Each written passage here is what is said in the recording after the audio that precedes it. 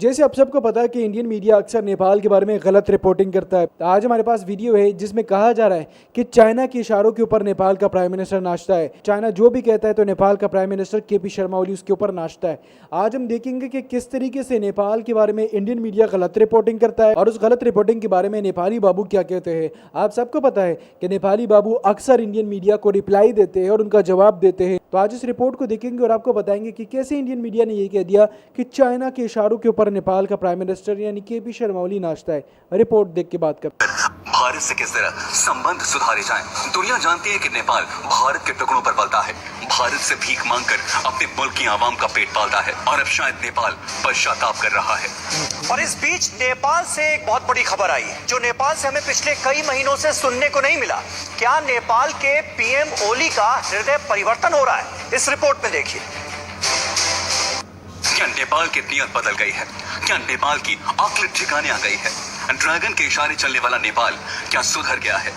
ये हम इसलिए कह रहे हैं क्योंकि नेपाल में इस वक्त बहुत बड़ा मंथन चल रहा है। नेपाल में हो रहा है मंथन किसी समुद्र मंथन से कम नहीं है, क्योंकि नेपाल में पूर्व मंत्रियों, कूटनीतिज्ञों और बड़े बड़े एक्सपर्ट से सलाह ली जा रही है। उनसे राय मांगी जा रही है कि आखिर भारत से किस तरह बातचीत शुरू की जाए, भारत से किस तरह संबंध सुधारे जाएं। दुनिया जानती है कि नेपाल भारत के टुकड़ों पर पलता है, भारत से भीख मांगकर अपने मुल्क की आवाम का पेट पालता है और अब शायद नेपाल पश्चाताप कर रहा है। नेपाली पीएम केपी शर्मा ओली ने हिंदुस्तान के खिलाफ बहुत जहर उगला है। ड्रैगन के इशारे पर बदले नियत के बाद मैं नेपाली बाबू, मैंने बार बार इस इंडियन गोदी मीडिया को मैंने बार बार बोला है कि झूठ पे झूठ मत बोला करो और इतना झूठ बोलना अच्छा नहीं है। और मैंने बार बार बोला है और मैं जब भी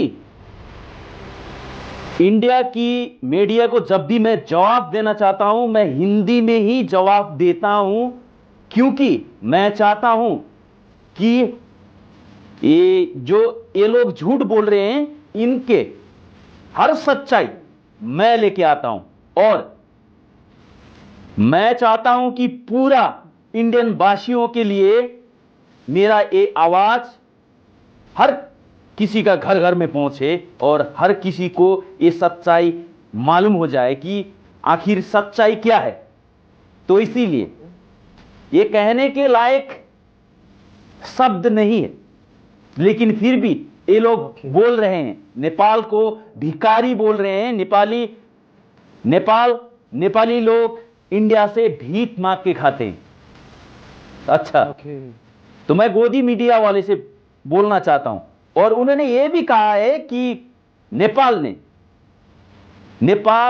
इंडिया के टुकड़ों पे पलता है। और मैं ये भी बता दूं, आज मैं पूरा सबूत लेके आया हूं कि कौन किसके टुकड़ों पे पलता है और कौन किससे भीख मांगता है। पूरा वर्ल्ड में एक ही देश है और एक ही देश का ऐसा इंसान लोग है, ना किसी से डरते हैं ना किसी को डराते हैं। वो है नेपाल, मेरा देश, और मैं नेपाली बाबू। और जब भी कोई नेपाल के ऊपर और नेपालियों के ऊपर बुरा शब्द, तुच्छ शब्द ऐसे बोलता है तो मैं उनको मुंह तोड़ जवाब देना उचित ठानता हूं। और आज मैं पूरा भारतवासियों को, इंडियन वासियों को, सब मैं ये सच्चाई मैं दिखाना चाहता हूं कि आखिर में सच क्या है और झूठ क्या है, ताकि गोदी मीडिया का झूठ का पर्दा फाश हो जाए और गोदी मीडिया फिर से दोबारा ये ऐसे झूठ बोलने में कभी भी आगे ना बढ़े। इसीलिए मैं दिखाना चाहता हूं आखिर सबूत ये है सच्चाई। ये देखिए,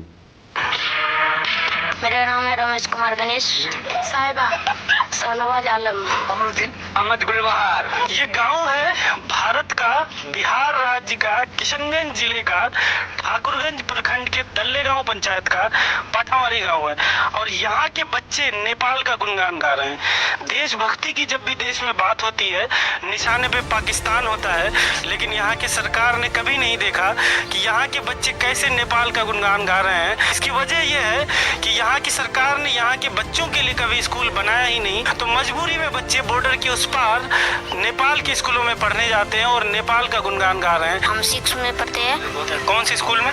श्री कचनकौल विद्यालय मंदिर में। अच्छा, ये जो जनगण मन आता है? नहीं आता है हमको।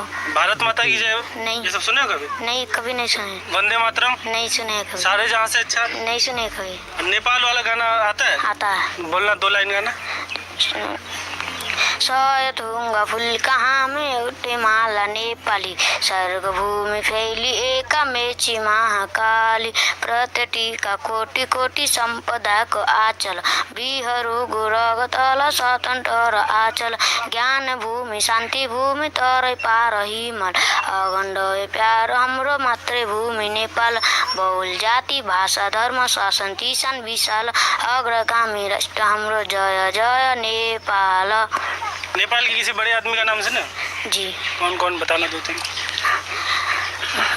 बड़ा आदमी का नाम? यहाँ इंडिया का कोई बड़ा आदमी जैसे महात्मा गांधी, जवाहरलाल नेहरू, सुभाष चंद्र बोस? पुष्पक कमल दाल है। अभी भीमसेन थापा है। भीमसेन थापा क्या है? मंत्री है। अच्छा, पहले का। और इंडिया का कोई मंत्री का नाम, प्रधानमंत्री का नाम पता है? जी, एक का नाम है। किसका नाम? नरेंद्र मोदी। क्या है नरेंद्र मोदी? प्रधानमंत्री है देश का। अच्छा, और किसी का नाम पता है? नहीं है। मुख्यमंत्री? नहीं है। नहीं है। मैं अभी 6 क्लास में पढ़ रहा हूँ। किस स्कूल में? नेपाल में। किस स्कूल में? श्री विद्यालय। अच्छा, श्री विद्यालय। हाँ। अच्छा, क्या क्या पढ़ाया जाता है वहाँ पे? वहाँ पे नेपाली पढ़ा जाता है, वहाँ पे हिंदी नहीं पढ़ता है, वहाँ पे नेपाली पढ़ता है। इसलिए हम लोगों को इंडिया का है, हम नेपाल कैसे पढ़ सकते हैं? हमारा गांव पे एक स्कूल चाहिए हम लोगों को। हम तब हिंदी बोल सकते हैं, हिंदी पढ़ सकते हैं, कहीं पे भी जाए तो हिंदी बोल सकते हैं। हम किधर भी जाए तो हम इस हिंदी बोलना चाहिए। हम हिंदी नहीं बोल सकते हैं। नेपाल के स्कूल पढ़ने से हमको नेपाली आता है, हम लोग कैसे हिंदी बोल सकते हैं? हमें हमारा गांव पे एक स्कूल चाहिए। अच्छा, नेपाली पूरा सीख लियो? नेपाली बहुत सीख लिया हम लोग। सुबह का जो प्रार्थना होता है, अभी जो गा रहे थे सब कुछ, तो उसमें वो क्या कब से याद है? ये तुम्हें बचपन से याद? ये तो बचपन से हमें याद है, सब लोगों को ये बचपन से याद है। जितना बच्चा है यहाँ पे सबको ये याद है बचपन से। जनगण मन याद है? हाँ, थोड़ा सा है। अच्छा, कभी कभी पढ़ लेते हैं वो सुन के गाँव के बच्चों से। अच्छा। दूर वाले स्कूल में जनगण मन तो कोई चर्चा होता नहीं हो? नहीं। अच्छा, वंदे मातरम याद है? वंदे मातरम नहीं याद है। सारे जहाँ से अच्छा? नहीं है। कुछ नहीं याद है? हमें तो नेपाल का याद होगा, कैसे वो इंडिया का याद होगा? हमारा पास में स्कूल नहीं है तो हम कैसे बंदे बोल सकते हैं? हमें तो बोलने भी नहीं आते हैं। हम लोग नेपाल का है, हम लोगों को नेपाली बोलने आएगा। नेपाल का जो सिखलाया गया है वो नेपाल का हम बोल सकते हैं। अच्छा, जो भारत के बड़े बड़े लोग गुजरे, जैसे महात्मा गांधी के बारे में सुने हो? नहीं सुने हम लोग कभी। नहीं सुने? नहीं। जवाहरलाल नेहरू? नहीं। नेपाल का कोई बड़ा आदमी के नाम सुने? सुने, लेकिन पुष्पक कमल दाल है। पुष्पक कमल दाल वहाँ का राष्ट्रीय प्रधानमंत्री था पहले। अच्छा, नेपाल का। अभी तो नहीं है पुष्पक कमल दाल, अभी दूसरे है। अच्छा, और कौन है? और किस का नाम सुने? अभी विष्णु थापा है नेपाल का प्रधानमंत्री। अच्छा, इंडिया का, भारत का प्रधानमंत्री कौन है? भारत का प्रधानमंत्री मोदी है। ये तो हमें पता है, क्योंकि हमारा गांव पे भी वोट होता है, इसलिए हमको पता होता है। अच्छा। पापा मम्मी जाते हैं वोट देने, इसलिए हमें पता होता है। मुख्यमंत्री कौन है? मुख्यमंत्री वो तो नहीं पता है। हम लोग तो इसको नहीं पता, तो वो कैसे पता होगा? सिर्फ प्रधानमंत्री के बारे में बताया गया है। हम मीडिया को जब भी मौका मिलता है तो नेपाल की बेइज्जती करने में सबसे पहले ही इंडियन मीडिया का नाम आता है। आज से 4 साल पहले भी अगर आप लोगों ने इस गलत रिपोर्टिंग को देखा होगा तो आपको हंसी आ रही होगी। आज से 4 साल पहले की रिपोर्टिंग में कहा जाता है इंडियन मीडिया के अंदर के कोरोना वायरस इंडिया में नेपाल से आया है, ताकि नेपाल के बारे में गलत रिपोर्टिंग किया जाए। आज से 4 साल पहले जब हम उस गलत रिपोर्टिंग को देखते थे तो मुझे हंसी तो आती थी, लेकिन कहा क्या जाता था कि चाइना और नेपाल के ताल्लुकात बेहतरी हो रही है। 4 साल पहले क्या कहा जाता था? ये कहा जाता था कि चाइना और नेपाल के ताल्लुकात में बेहतरी हुई है, चाइनीज़ लोग नेपाल में आ रहे, तो इसीलिए कोरोना वायरस चाइना से नेपाल में आया और नेपाल से फिर वो नेपाल में फैला और नेपाल से फिर लोग इंडिया में आ रहे तो कोरोना वायरस इंडिया में आया। अब आप इनके माइंड सेट को देखिए, किस तरीके से गलत रिपोर्टिंग करते हैं, किस तरीके से बातें करते हैं, तो मुझे तो देख के इसमें हंसी आती है। वेल, जब भी नेपाल के बारे में इंडियन मीडिया गलत रिपोर्टिंग करता है तो नेपाल का कोई भी बंदा हो वो रिप्लाई ज़रूर देता है इंडिया को और कहता है कि भाई हमारे मुल्क के बारे में गलत रिपोर्टिंग ना हो। हम तो कहते हैं कि भाई इंडिया नेपाल के ताल्लुकात में बेहतरी होनी चाहिए।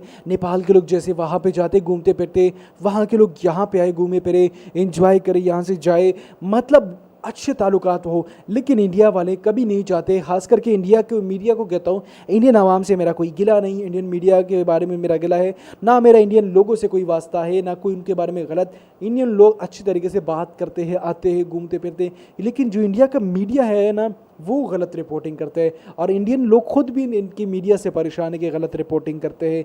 तो मैं ये कहता हूँ कि भाई अगर आपने किसी मुल्क के बारे में रिपोर्टिंग करनी है तो सही करो या तो नहीं करो। गलत रिपोर्टिंग करके अपनी मीडिया की रेपुटेशन को क्यों ख़राब कर रहे हो, अपने मुल्क की रेपुटेशन को क्यों ख़राब कर रहे हो? तो ये आप लोग क्यों कहते हो कि चाइना के कहने पर नेपाल ने इंडिया के साथ ताल्लुकात ख़राब कर दिए? अबे भाई हर मुल्क का अपना राइट है, हर अलग अलग मुल्क के साथ ताल्लुकात बेहतर करना चाहेगा ना। ऐसा तो नहीं है कि भाई कोई भी मुल्क आए और बस ताल्लुकात ख़राब कर